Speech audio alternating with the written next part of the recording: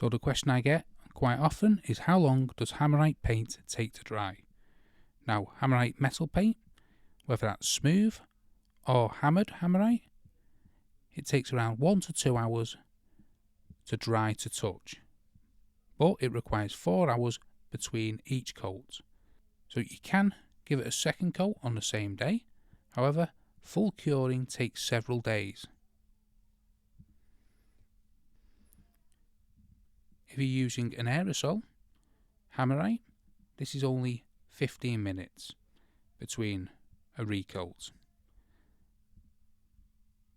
And when I say how long it takes to fully cure, that's up to 14 days. And then you'll get maximum durability and rust protection. Now, what will make a great deal of difference between these times is the weather conditions you're applying it in. So, the ideal appliance temperature is between 8 centigrade and 25. Don't paint in freezing conditions or when it's very hot. If you're painting when it's hot, don't paint in direct sunlight, as this will impact the curing process. So hopefully that answers the question.